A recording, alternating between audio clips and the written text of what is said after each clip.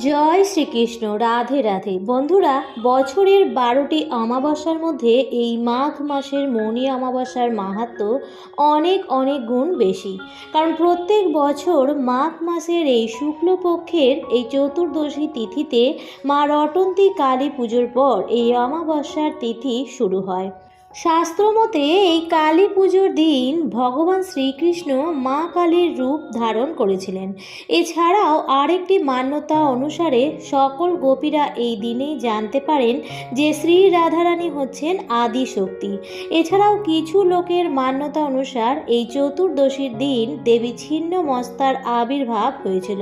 তাই এই দিনে বিভিন্ন জায়গায় মা রটন্তী কালী পুজো বা কৃষ্ণ কালী পুজো করা হয় এবং এই পুজো হওয়ার পরের দিন পালন করা হয় মৌনী অমাবস্যা, যা এই বছর 28শে জানুয়ারি রাত 7:35 থেকে শুরু হবে এবং এই অমাবস্যা তিথি সমাপ্ত হবে পরের দিন 29শে জানুয়ারি সন্ধ্যা 6:05। ফলে উদয়া তিথি অনুসারে আগামী 29শে জানুয়ারি বুধবার দিন পালিত হবে এই বছরের মৌনী অমাবস্যা এবং আগামী 28শে জানুয়ারি মঙ্গলবার দিন পালিত হবে রটন্তী কালী পুজো। এই দিনে ভগবান শ্রীকৃষ্ণ এবং মা কালীর পূজা অর্চনার বিশেষ মাহাত্ম্য রয়েছে। স্কন্দ পুরাণ অনুযায়ী মৌনী অমাবস্যার দিন যারা নদীতে স্নান করে বা সামান্য কিছু জিনিস যারা এই দিন দান করে বা স্নানের জলে সামান্য জিনিসটি মিশিয়ে যারা স্নান করে তাদের দুর্ভাগ্য কেটে যায়, পরিবারে আয় উন্নতি এবং সুখ শান্তি বৃদ্ধি পায় এবং এই দুদিন চলাকালীন বাড়িতে সামান্য কিছু ভুলেও কিন্তু আমাদের সৌভাগ্যের নাশ হয়, বাড়িতে দুর্ভাগ্যের আগমন হয়। তাই অমাবস্যা চলাকালীন এই খাবারগুলো তো বন্ধুরা আপনারা খাবেনই না, পারলে রটন্তী কালী পুজোর দিনও আপনারা এই খাবারগুলো খাওয়া থেকে দূরে থাকুন এবং এই দুদিনের মধ্যে আপনারা এই ফলটি এনে আপনাদের মনের ইচ্ছা বলে বাড়িতে এই স্থানে রেখে দিন। মায়ের কৃপায়, ভগবান শ্রীকৃষ্ণের কৃপায় আপনাদের মনের ইচ্ছা অবশ্যই পূর্ণ হবে। নমস্কার বন্ধুরা, ভক্তিমূলক কথা চ্যানেলে জানাই আপনাদের সকলকে স্বাগত। বন্ধুরা, আশা করছি ঈশ্বরের আশীর্বাদে আপনারা প্রত্যেকেই ভালো আছেন এবং সুস্থই আছেন। মূল আলোচনায় যাওয়ার আগে বন্ধুরা, ভিডিওটিতে একটি লাইক করবেন এবং কমেন্টসে লিখবেন জয় মা কালীর জয় এবং অবশ্যই ভিডিওটি শেয়ার করবেন আপনাদের নিকট আত্মীয় স্বজন এবং বন্ধু বান্ধবদের সাথে। বন্ধুরা, মানা হয় যদি এই দিনে সকালে মৌন ব্রত রেখে নদীতে স্নান করা হয় তো বন্ধুরা এতে শনি দোষ, পিতৃদোষ এবং কাল সর্পদোষ থেকেও সেই ব্যক্তি মুক্তি পেয়ে যায়। এছাড়াও বন্ধুরা এই দিনে আপনারা একটি পাত্রে কিছুটা সরিষার তেল নিয়ে তাতে নিজের ছায়া দেখে সেই তেল আপনারা সেই দিন কোনো শনি মন্দিরে গিয়ে দান করতে পারেন। তো বন্ধুরা, আপনাদের আর্থিক ভাগ্য তো খুলবেই, তার সাথে সাথে আপনাদের শারীরিক কষ্ট থেকেও আপনারা মুক্তি পেয়ে যাবেন। এছাড়াও এই দিনে আপনারা কোনো পাত্রের মধ্যে কিছুটা তিল নিয়ে তাতে জল গুলে আপনারা কোনো অশ্বত্থ গাছের গোড়ায় সেটি ঢেলে দিন এবং তারপর আপনারা কালো তিল কাউকে দান করে দিন। এতে আপনাদের আর্থিক ভাগ্য অবশ্যই ঘটবে।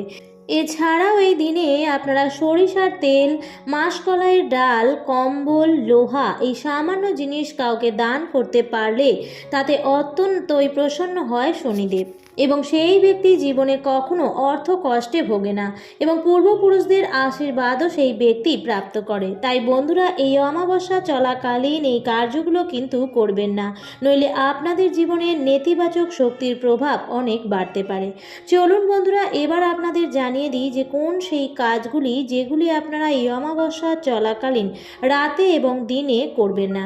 বন্ধুরা, আমাদের ভারতীয় সংস্কৃতিতে এই অমাবস্যাকে নিয়ে অনেক রকম নিয়ম রয়েছে, যার মধ্যে কিছু নিয়ম আমাদের অবশ্যই মানা উচিত।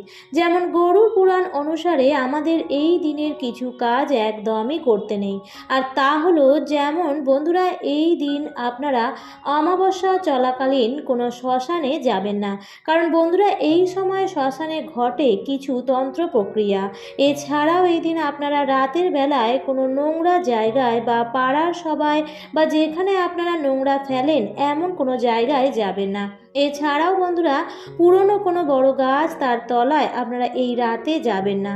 গর্ভবতী মহিলারা আপনারা এই দিন রাতের বেলায় বাইরে বেরোবেন না। চুল খুলে মহিলারা এই দিন রাতের বেলায় বাইরে যাবেন না বা এমন কোনো জায়গায় যাবেন না। সন্ধ্যের পর বাড়ির কোনো জিনিস ঝাঁট দিয়ে বাইরে ফেলবেন না। সেই দিন কেউ কিছু দিলে আপনারা সহজে তা খাবেন না। রাস্তায় লাল কাপড়, সিঁদুর, লেবু দেখলে আপনারা তা মারাবেন না। নির্জন জায়গা থেকে আপনারা সেদিন দূরেই থাকুন। এই দিন কোনো রকম শারীরিক সম্পর্ক বন্ধুরা ভুলেও স্থাপন করবেন না। দ্বিতীয়ত বন্ধুরা, এই দিনে আপনাদের বাড়িতে যদি কেউ কিছু চাইতে আসে তো তাকে কিন্তু খালি হাতে ফেরাবেন না। কারণ বন্ধুরা, শাস্ত্র বলছে যে এই দিন যদি আমরা কিছু দান করতে পারি তো বন্ধুরা এতে আমাদের বহু গুণ দুর্ভাগ্যের সেই দিনই নাশ হয়ে যায়। এছাড়াও বন্ধুরা, অন্যের সেবায় ঈশ্বর কিন্তু খুবই প্রসন্ন হন। পারলে আপনারা সেই দিন অবশ্যই মায়ের মন্দিরে গিয়ে মায়ের কাছে পুজো দিয়ে আসতে পারেন। তৃতীয়ত বন্ধুরা, এই অমাবস্যা চলাকালীন কিছুটা কালো তিল মিশিয়ে তা দিয়ে স্নান করুন। এতে আপনাদের জীবনে অমাবস্যার প্রভাব পড়বে না। চতুর্থ বন্ধুরা, এই দিন আপনারা সকালে দেরি করে ঘুম থেকে উঠবেন না। এতে আমাদের ভবিষ্যতের বিভিন্ন রকম কাজে বাধা আসতে পারে। নাম্বার 5 বন্ধুরা, এই দিনে আপনারা ভুলেও কিন্তু কারোর ঝগড়া ঝামেলা দেখবেন না বা বাড়িতে ঝগড়া ঝামেলা অশান্তি করবেন না। এতে বাড়ির শ্রী নষ্ট হয়ে যায়। ফলে বিভিন্ন রকমের নেগেটিভ শক্তিরা আকৃষ্ট হয়ে আমাদের বাড়িতে চলে আসতে পারে। আর তার ফলে বন্ধুরা আমাদের বাড়িতে কখনো উন্নতি হয় না। সর্বকাজেই বাধা বিঘ্ন আসে এবং সম্পর্কের মধ্যেও দূরত্ব চলে আসে। তাই সেই দিন বাড়িতে সবার সাথেই ভালো ব্যবহার করবেন। যতটা পারবেন সেই দিন অন্যদের আশীর্বাদ নেবেন।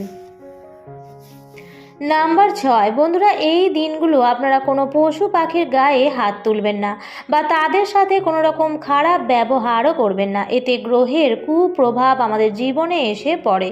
বন্ধুরা, আপনারা সকাল সকাল ঘুম থেকে ওঠার চেষ্টা করবেন এবং সকালে ঘুম থেকে উঠেই আপনারা কোনো নদীতে গিয়ে যদি স্নান করতে পারেন তাহলে তো বন্ধুরা খুবই ভালো। কারণ এই দিনে নদীতে স্নান করতে বহু দেবী দেবতার আগমন হয়, যার ফলে সেই জল স্পর্শ করাতেই মানুষের দুর্ভাগ্যের নাশ হয়ে যায়। এবং বন্ধুরা, এই দিনে বহু দেবদেবী আমাদের বাড়িতে আগমন করেন এবং আমাদের আশীর্বাদ দিয়ে যান। তাই এই দিন অবশ্যই আপনারা সকাল সকালই ঘুম থেকে উঠে ভগবানের নাম কীর্তন অবশ্যই করবেন এবং কোনো নদীতে গিয়ে স্নান করতে ভুলবেন না। এছাড়াও বন্ধুরা, সেই দিন ঘুম থেকে উঠে কিন্তু ঝগড়া ঝামেলা বা কারোর নিন্দা বা অশান্তি করবেন না। কারণ বন্ধুরা, এই কাজ এই দিন বাড়িতে করার ফলে মা লক্ষ্মী গৃহ ত্যাগ করে দেন, যার ফলে বন্ধুরা আপনারা কখনো কিন্তু আপনাদের বাড়িতে সুখ শান্তি আর্থিক উন্নতি এগুলো দেখতে পাবেন না। এবং এই দিনে বন্ধুরা আপনারা কিন্তু চুল দাড়ি নখ জঙ্গল পরিষ্কার গাছপালা কাটা এমন কার্য করবেন না। এবং সব থেকে গুরুত্বপূর্ণ যে কাজটি তা হলো, আপনারা যদি আর্থিক উন্নতি করতে চান বা ব্যবসায় যদি লাভবান হতে চান তাহলে এই দিন অবশ্যই মা লক্ষ্মী এবং শ্রী গণেশের পূজা অর্চনা করতে কিন্তু ভুলবেন না। এবং এই বিশেষ দিনে মা লক্ষ্মীর প্রিয় এই গাছগুলির মধ্যে একটি গাছও অন্তত এই দিন বাড়িতে এনে লাগাতে পারেন, যেমন নারকেল গাছ, সুপারি গাছ, কলা গাছ অথবা মানি প্ল্যান্ট। বন্ধুরা, এই গাছগুলিকে অত্যন্ত শুভ বলে মানা হয়। বাস্তুমতে এই গাছগুলি যে বাড়িতে থাকে সেই বাড়িতে সর্বদাই মা লক্ষ্মীর বাস হয়। কিন্তু কলা গাছ বন্ধুরা বাড়ির সামনে ভুলেও লাগাবেন না। এছাড়াও এই শুভ একটি দিনে বাড়িতে তুলসী গাছ আপনারা লাগাতে পারেন এবং সন্ধ্যাবেলায় অবশ্যই একটি প্রদীপ তুলসী মঞ্চে অর্পণ করবেন। এতে আপনাদের জীবন আনন্দে ভরে যাবে। এবং এই দিন কোনো রকম পোড়া জাতীয় খাবার খাবেন না। এছাড়াও পারলে এই দিন কোনো রকম আমিষ জাতীয় খাবার বা কোনো রকম নেশা ভান থেকে বন্ধুরা দূরে থাকবেন। কারণ এই দিন যদি আপনি বাড়িতে বা আপনার জীবনে পজিটিভ এনার্জির আগমন ঘটাতে চান তো অবশ্যই এই খাবারগুলি থেকে সেই দিন দূরে থাকবেন এবং পারলে সেই দিন নিরামিষ খাবার বা পুজোর ভোগ গ্রহণ করবেন। এবার জেনে নেওয়া যাক যে কিভাবে আপনারা এই দিন মায়ের আশীর্বাদ লাভ করতে পারবেন। বন্ধুরা, মা খুব সহজেই ভক্তের ডাকে প্রসন্ন হয়ে যান। যদি ভক্তি সহকারে আপনারা যে কোনো একটি ফল এই অমাবস্যা চলাকালীন মায়ের মন্দিরে গিয়ে নিজেদের মনস্কামনা জানিয়ে দান করতে পারেন এবং মায়ের মন্দিরে পুজো করতে পারেন, তো অবশ্যই বন্ধুরা কিন্তু আপনাদের মনোবাসনা পূর্ণ হবেই। আর যদি আপনাদের বাড়ির আশেপাশে কোনো মন্দির না থাকে, তবে কিন্তু আপনারা আপনাদের বাড়িতেই আপনাদের যে কোনো একটি প্রিয় ফল লাল কাপড়ে বেঁধে আপনাদের ঠাকুর ঘর বা সিংহাসনের পাশে সারা বছরের জন্য সেই ফলটি রেখে দিন। আর হ্যাঁ বন্ধুরা, এই ফল কিন্তু আপনারা আগামী 1 বছর বা যতদিন না আপনাদের মনের ইচ্ছা পূরণ হচ্ছে ততদিন পর্যন্ত ভুলেও কিন্তু মুখে তুলবেন না। মানে আপনি মানত করছেন যে আপনাদের মনোবাসনা পূর্ণ করার জন্য এই ফল 1 বছরের জন্য আপনি ত্যাগ করলেন। এছাড়াও বন্ধুরা, আপনারা এই অমাবস্যার দিনে কোনো গরিব দুঃখীকে অবশ্যই কিছু দান করুন। যদি একদমই কিছু না হয় তাহলেও সামান্য একটি 1 টাকার কয়েনও দান করুন এবং সম্ভব হলে গঙ্গা স্নান করুন, অথবা স্নানের জলে 3টি তুলসী পাতা মিশিয়ে তা দিয়ে স্নান করতে পারেন এবং অবশ্যই নিরামিষ আহার গ্রহণ করুন। আর যে দেবদেবীর আপনারা ভক্ত সেই দেবদেবীর মন্ত্র পাঠ করুন, এতে বিশেষ ফল লাভ হয়। আমার আজকের ভিডিওটি এই পর্যন্তই। ভিডিওটি দেখে ভালো লাগলে অবশ্যই লাইক, কমেন্ট এবং শেয়ার করতে ভুলবেন না। এই ধরনের আরও ভিডিও পেতে বা চ্যানেলটিতে নতুন হয়ে থাকলে অবশ্যই চ্যানেলটিকে সাবস্ক্রাইব করে পাশে থাকা বেল আইকনটির অল লেখাটিতে ক্লিক করে দেবেন। আবার দেখা হবে পরবর্তী নতুন ভিডিওতে। ভালো থাকবেন, সুস্থ থাকবেন, ধন্যবাদ।